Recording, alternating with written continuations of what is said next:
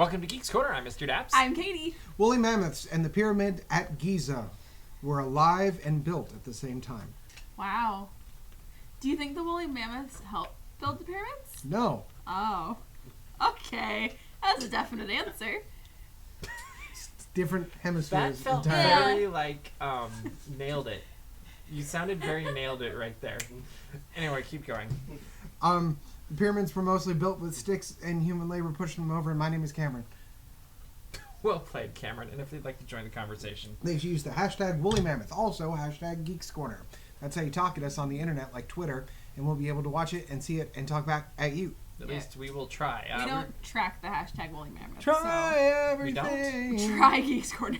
Yeah, but say hi to Roger, who's running our Hi, Roger. I thought for sure you're tonight. going to be like, say hi to Woolly Mammoths. You know, it's been a We'll while. say hi to them too. But we're going to start off tonight talking about the newest parade at the Disneyland Resort, which is Magic Happens, which opened officially on Friday. The soft opening the night before, not to be confused with the soft-boiled egg. I don't know why that just popped into my head, but I was thinking... Now I want eggs. Can I confuse the hard opening with a hard-boiled egg? Is Yes, that allowed? That's exactly it, yes. Where's the ramen? And if it's rained out, it's the deviled egg, yes? Or they just do it anyway. Or they just go apparently. faster. Yes. So we filmed a lot of this parade and took pictures of it all weekend. Wait, and, I have to interrupt with something very important. Please do. There are deviled eggs, but there are no angel's food eggs. Yet. Go make Oh, one. I don't want that. Just not right now. So, what do you guys think of the parade? I like it. I think it's very fun. I also thought it was very funny because people at my job, the only thing they know what to talk to me about is Disney. So today, first day of a new setup, there were people that are higher up in the company walking around, and one of them who sees me pretty frequently and also who I had given a heads up about the parade to was like, so my wife and daughter saw the parade, thank you for letting us know. I was like, yeah, you're welcome. On Thursday? Yes. And he said, well, how do you like it? And then I ranted for 20 minutes and I could see the light fade out of his eyes. So you're saying the show is already over? I love that too, because in our world, there's something called compartmentalization, friends, which is you have your immediate circle of friends, and then there's a little bit wider circle that you memorize one or two things about them. That's just kind of how you interact with them. Usually people you might see once a week or something like that. You just know that thing. For us, most of our compartmentalization friendships it revolve around Disney. You're the Disney person. Like, we're the Disney people. So the fact that they don't realize that we don't follow the normal stratus of conversation, which is normally you say, hey, I know this one thing about you. Let's talk about it for 30 seconds. Bye. But you go, how much time you got? Yeah, I did that because I was very, very excited. I'm like a young child sometimes, so I start talking about the music and the choreography, all things. Yeah, because all the kids talk about the choreography. All the they kids do. All these things. I mean, just the other night, Cameron and I sat down and we're like, let's have a talk about the choreography. Well, I mean, I did at a younger age, mostly at 5, 6, 7, and 8. Is when I talked Keep about going, the Katie. choreo. That was bad, and you should feel bad. But Did you hope you'd get it? how many people But does I he hope need? I get it. How many I boys? really how many girls? need You this did get job. it. You did get it. All right, keep going. Oh yikes. Anyway, It's one of those nights, huh? apparently. Yes. But yeah, I really enjoyed it to the point where I cornered my district manager and talked about Magic Happens For 20 minutes, huh? You listen to me. It was more like 5, but he was very busy and had many things to do. Yeah, no, customers. Sure, listen. And then there was another store manager, and he was like, "This is Katie. She really likes Disney." And I was like, "Hi." Anyway, and So, yeah. favorite unit? Favorite unit is the finale unit. The big castle? Well, so gold it's castle? it starts with the sidekick moment. So the genie, the blue fairy godmother, and it goes all the way until the end. That is the whole finale unit. Because that's when the music changes, and that's my favorite. So what piece part of of that do you like? That's a difficult question. Hard-hitting questions here on Geeks Yeah, Corner. these are hello DAPS Magic hard-hitting questions. That joke originated with interviewing a fire truck. Hi, Katie Bear DAPS Magic. Wee woo. So favorite part? Aurora's dress, I think. Wow, that narrowed it down quite a bit. Cameron. That'd be Merlin. It's my favorite part. It's really It is good. hard to beat Merlin. It has a lot of energy. Yeah. I would love to know the progression of conversations that led to the sword and the stone Well, being in this you know what it parade. was? That there was one Imagineer that was niche on one hand, but on the other hand, extremely passionate. It was like, here's what's You're going to probably happen. right. Yeah. Listen. That, or it was like the kid brother Imagineer that just kept every meeting was like, well, I think we should have sword and the stone. And at some point, he just wore them all down where they're like, okay, well, It got to a point where every time they raised their hand, yes, you're going to say sword in the stone. I'm just making sure we know that that's still on the table. Just consider it, guys. Sword in the stone. I will say, and it's something we discussed. We broke the one in Fantasyland, but this one will work. There is something super, super magical. Any sword will do. It happened opening night, and it's happened a couple times, but nothing as grand as opening night. When the sword actually gets pulled out of the stone, there's a moment in the parade that we saw Friday night where the entire crowd just Goes crazy. erupted, and it was so magical. Like, it was... we've seen it every time since then, but there was something about that first parade that just... the magic happened. Wow. Ba-da-da-dun-dun-dun-dun. Anyway, catch us next Tuesday, 9:30, same That's time. it. Yeah. Wrap it up. That was great. That's Night really or genuine. day better? That's hard. Because here's the thing. Plays the thing. So nighttime, there are a lot of really awesome When the sun goes away. Yes. That sounded like William Awesome Shatner effects. Keep going. We're gonna was run out of talking time. about. Yeah. Anyway, there are really, really awesome effects like the LED panels on some of the floats. There are also some of the units have like light up things and smoke that looks really cool at night. But it is kind of harder to see some of the characters and the dancers at night. So I think overall I prefer it at night though. I've yet to see both physically, so I reserve opinion. How about in the video though? Video, I mean, I enjoy the lighting effects, and it's difficult to see that beating it for a daytime. I mean, really, the night video is the best one we have Yeah. because of the duck moment. But I love that duck. like nobody cares about the rest of the video. They just want to see the duck. Duck. I love that most of the comments are about the duck. Yeah, it's very interesting. All right, other new things over at Disney's Hollywood Studios tonight. They had the opening ceremony for Mickey and Minnie's Runaway Railway. I think it officially opens to the public tomorrow, and we've got Caitlin and William over there that will get to experience it That's so tomorrow and exciting. hopefully get us a video that we'll have up as quickly as possible if we get said video. But we have gotten a little bit of a preview of it, and what did you guys think of it? It feels very Toontown. Mm-hmm. I think it's going to fit in very nicely at Disneyland, more so even than it might fit in Disney's Hollywood Studios. Do you think they're going to repaint Toontown to match the aesthetic of the cartoons? No. No. Okay. Yeah, in that conversation. But, yeah, I say no because... I'm not saying like go completely fuzzy crayon, but Right. No, the thing is, I see them in the next year or two giving a nice refresh to the paint job, but I think more of the same. Just because so you don't think it'll look more like, because in the attraction, not the animated part, but like the Yeah. actual The 3D backgrounds. parts. Yeah. I It's don't kind think of so. a mix between where Toontown is. I did that. You did it. Years of You did it. Welcome to Toontown. I'm We Gary gotta- Toonton, founder of Also, Toonton. years ago That was on the worth sleeper it. train, we got a conductor to say that over the radio as the train was coming into Toontown. But Toontown. Into Toontown. yes, I love For that. some reason, that takes it from like land to Disneyland to like a Hooverville. For some reason, like or some yes, down Toonton way. PBS. TV. Looking I for just- work out in Toonton. I just think of Toonton Abbey. That's where it came from. Didn't see that coming. How did you not see that I coming? feel like that was the obvious door. Nope, That was where it came from, that's pretty good. and it went right back there. So you don't think they'll adapt? No, I don't. Toontown I to don't look- think that would photograph well, honestly. And I think Yeah, I that don't know. I think that they think aesthetic for that reason outside. I But don't think they would adapt all of Toontown to look like that. I don't think they'll adapt all of it. I do have to think there's going to be changes coming to Toontown to make it all more Yeah, cohesive. I do so think maybe you don't that go in this and suddenly you're in this. that immediate area might have a bit of a mix, maybe like I don't know. a middle ground between what we currently have and that. or something completely different. I just can't imagine that it'll change all too much from how it currently looks. Yeah, I think the structures will be exactly the same. Yeah. I just think the paint jobs will change. Yeah. Is more what I'm thinking. I don't know. What do you think about? Are you looking forward to going on this attraction? Yeah. Yeah, it'll be fun. Yeah. Where do you think it'll rate in your hierarchy of attractions?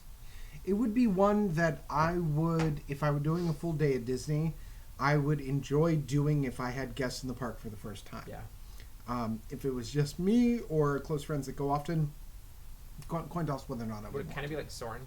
Yeah, I think I it's mean, a good that's kind comparison. of the level yeah. I've been, like. I would enjoy doing it, but it wouldn't be one I want to do every time because I'd want to keep it special. Yeah. Perfect And- example is I'm going to be taking my nephew in a couple of weeks, and if the attraction were open, it would be a definite on the list. Okay, I think that's totally fair. And I think my other thing is I think I'm really going to enjoy it, but it takes a lot to get me in Toontown. There's just not enough to get me back there a lot, and it's usually incredibly warm in Toontown. So it takes a lot, and I don't know that this will be enough to get me back there regularly. Yep. Bailey says when she watched the video, she audibly gasped when she realized it was trackless. Yep. And it Yeah. reminds her of an upgraded Roger Rabbit cartoon spin. Completely agree. We were talking about that as we were watching the video. I thought she was saying upgraded Rise of the Resistance. I was like, Yeah. ah. It's like Rise of the Resistance, That could be but a funny video, better. though, huh? Let's take the soundtrack from Rise of the Resistance, put it over Yes. Runaway Mickey Railway. Mouse. Yeah. I feel like that can only go well. Yeah. Yeah, nothing can go wrong. So Indiana Jones Adventure is celebrating its 25th anniversary today. Good for them. And 25. That's crazy. What anniversary is that? It's the 25th. it's silver? It's a quarter century. I don't know. I don't think know it's if the silver. I don't know if the No idea. 25 is. Somebody Tell us can on look it up for us. Twitter. There's a puppy in our studio tonight, by the way. And she she's really likes the distraction. tripod. Yeah, she She did. likes the She things was she shouldn't stressing be out like touching. everybody Yeah. back there, so just grabbed her. Yeah. It is scary. So 25 years, Indiana Jones Adventure. Uh-huh. To me, it's ridiculous how well this has held up. I agree. Because it is still one of the most immersive, adventurous attractions out there. Mm-hmm. And one of the best, I think. What do you guys think? I know Cameron loves it. Of but- course. It is one of my favorites of all time. We had this discussion at dinner the other week when we talked about what our favorite attraction on the Disney or on property for the Disneyland Resort is, and my answer was Indiana Jones Adventure, because the level of immersion that you get from the attraction is something that is not. There's not a ton of those at Disneyland Resort. I compare it to. The dog is coughing. I That's compare. a weird comparison, man. Would that be the dog that Indiana Jones was named after? Yes, the same We dog. named the dog Indiana. Yeah. I compare it to like Expedition Everest, where the second you enter the queue, you are immersed in a very extreme. Same thing happened in Star Trek. Enter queue, just immersed. That's That was really a good. TNG Yeah, reference, That was folks. good. So thank you. that was was good. good. That was good. Thanks. Okay, so Anyway, its storytelling is next level from the moment you enter the queue to the end of the attraction. And even though, yes, some of the effects aren't at their peak anymore, I think that even when things aren't working 100%, it's still a fantastic attraction, which speaks volumes. And there are, I think, two reasons that the attraction is held up so well. One, the queue. The queue is why the attraction is so good, because the anticipation that is built from having an immersive experience while you're waiting in line, whether or not you're waiting or just walking through it, it adds to the mystique of it. Yeah. So if it had just been the attraction, I don't think it would have held up as much. But the fact that there's that line in front of it, it's really well done.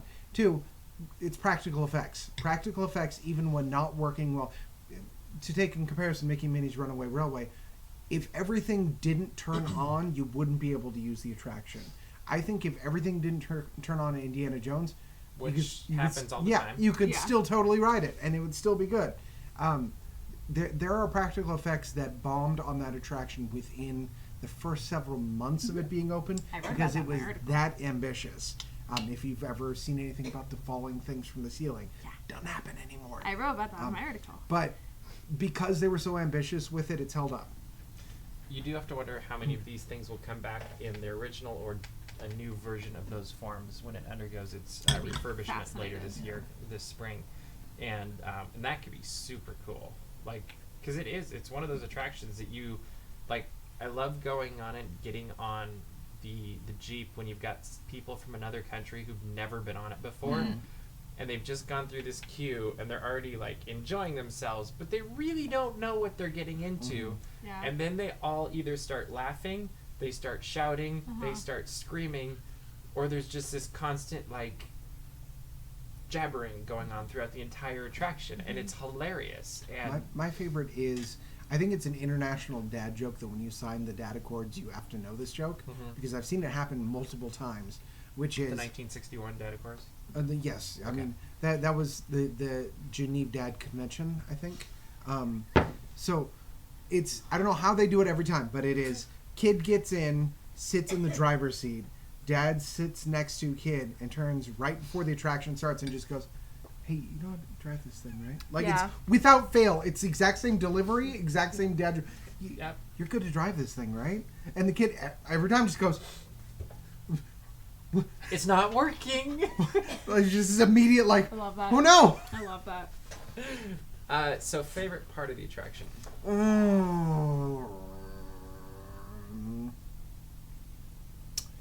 I'm going... it's really hard to beat the practical effect of the boulder at the end. It is such a cool, unique thing that it's been utilized in that form many other times. It's the same feeling I get when I watch old Twilight Zone episodes where it's like, wow, this seems like a trope almost that they're doing this. Oh, because this is the one that did it. My favorite moment of the attraction, I feel, is probably when when you pull around that corner and you see inside the temple for the first time, and then when you are at the top of the bridge. And you do that little stop right before? Yeah, like, well, when you, right before you go to cross the bridge and you have this moment of taking in everything that's around you, it truly, it does not feel that you are in a quote-unquote Disneyland attraction. It feels that you are in something much, much bigger than you, and it's a really cool feeling. And specifically in that moment, there's something you don't realize at the time, but if you think about it, it's super weird. They made the vehicle have emotion, which is something they talk about in a lot of the descriptions. It's a very Herbie moment. Yeah, because you're sitting there and the car goes, I don't want to. Yeah. All right. Yeah. Yep. No, that's a great moment. One of my favorite parts is the hallway or that tunnel that you're going through and they're shooting stuff from the sides. Yeah. And I always think of my friend Joey that I took to Disneyland years ago, who'd never been on the movie, or never been on the attraction, hadn't seen the movies, didn't know what he was getting into, and so the entire queue, and it was when you had to wait for like an hour and a half, I was like, so if you don't want to get wet, there's going to be one part where I tell you to duck. Otherwise, you're going to get wet. And he's like, okay, no problem. Well, it was one of those times we got put in a Jeep, and it was me and Joey, and I think it was a group of guys from like Brazil. And so as we're just about to leave, I'm like screaming in Brazilian Portuguese the entire time. No, yeah, that was loud too. But I was like, remember, Joey, there's going to be the part where the water shoots across when I say duck, duck.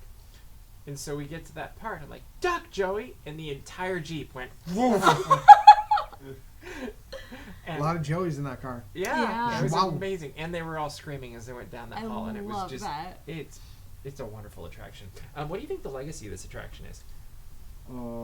I mean, because I think we're seeing it every day. Yeah, but the biggest one, and I keep harping on this, but the line for the attraction was the first of its kind.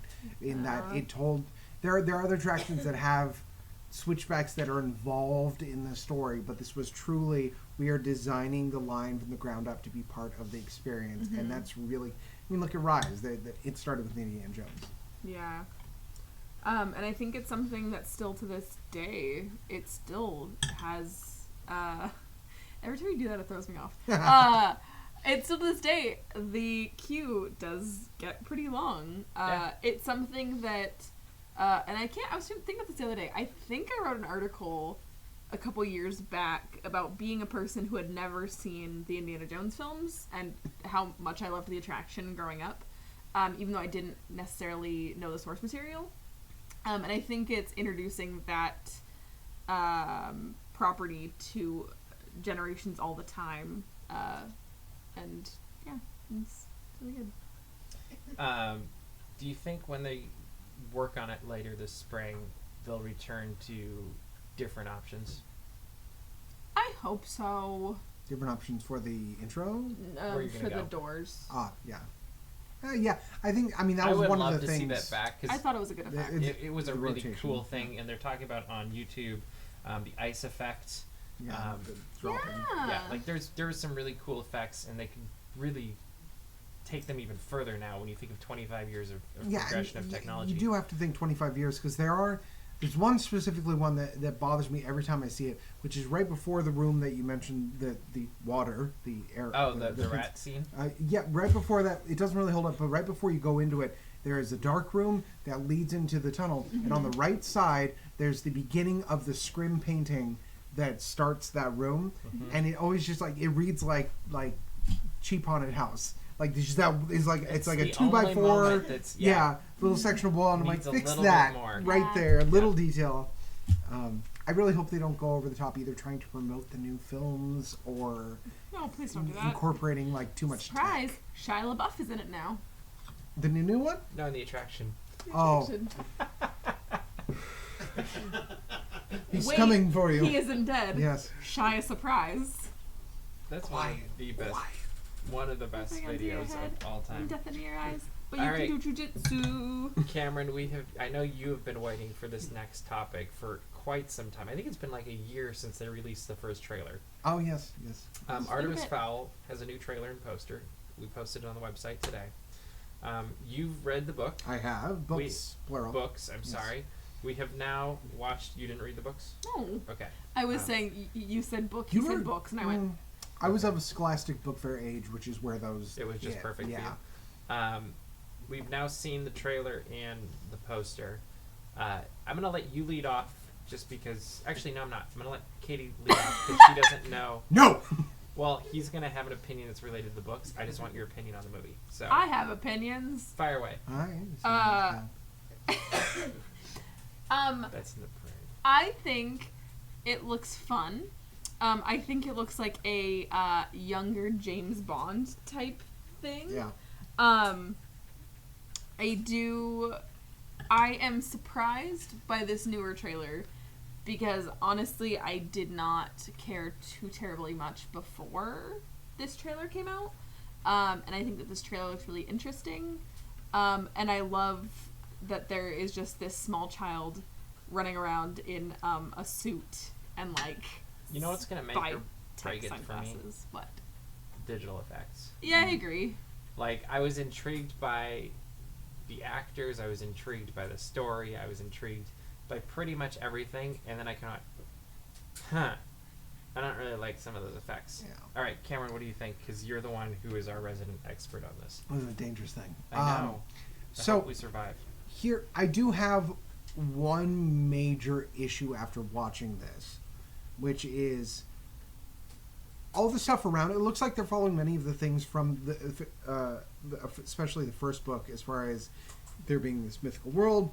It that does is kind of look like they're tenuously setting up a connected. franchise. So Yeah, they I'm are, curious and what- there are many books and it goes in that direction. They're setting up that there's specific people in the mythological world that work with specific humans to try to keep that balance. It was really formative for me as far as what they call fantasy realism, which is they take a concept that's fantastical and put it in realistic perspectives, which is something they do in the books. And it's really well done. Looks like they're following many of those things.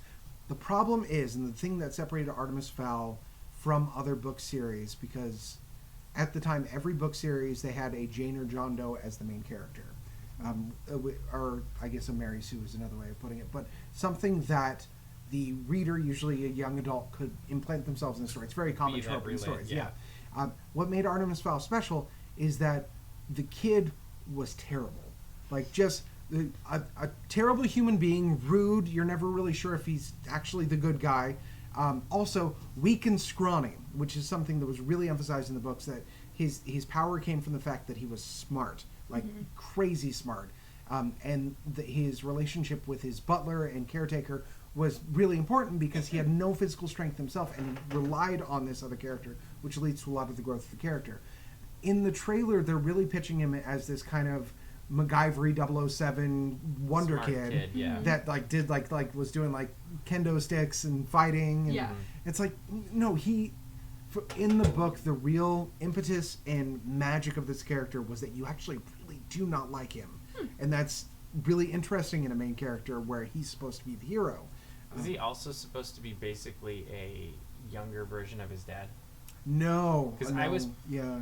Did you see that in the trailer? Like, to me, it seemed like they were kind of creating 2.0 of the Colin Firth character. Yeah, it's not supposed to. He's supposed But to were be you seeing that reclusive. also, Yeah, or- yeah. Okay. Like it's really setting up like I need to save my dad, which is a plot point, but it's if Well, memory and then there serves was the line of like where he said, "I'm a thief" or something. And right, which is true of and- the character, but like But he was in a the books, heroic thief, in the it books, it almost was seemed more like. of a disconnect. It was more along the lines of like the Golden Compass kind of father figure, where it's very distant, and the fact that he needs to go save him isn't something that's like an immediate like call to action hero thing, where it's like I need to save my father. It's like I guess I have to go get my dad. Like it's more that tone. So it's a chore rather than a. Yeah, Okay. everything interactive for Artemis Fowl is a chore, other than the fact of gaining knowledge, which is, Is what he does like.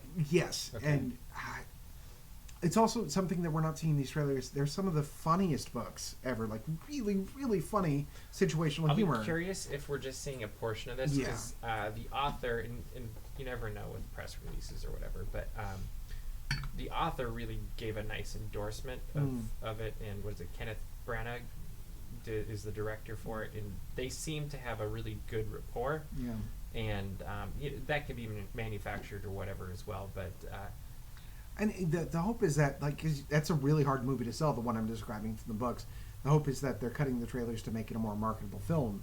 and then you get to see, Yeah. maybe this is the last 2 seconds of the film or something. Yeah, which is the Fight Club effect. I bring it up a lot on here. Fight Club was not advertised as the film it was. It was not advertised as a Chuck Palahniuk. I always have trouble with his last name. Palahniuk. I always want to say Palahniuk. Palahniuk. Fight Club is in line with like Slaughterhouse-Five and a lot of his other works in that there's a lot of very deep meaning and stuff, and the movie actually represents that extremely well. Yeah. If you go back and watch the trailers for Fight Club, they sold it as like an action film, and it's not that. And that's always my hope with films like this. Do you want to see it?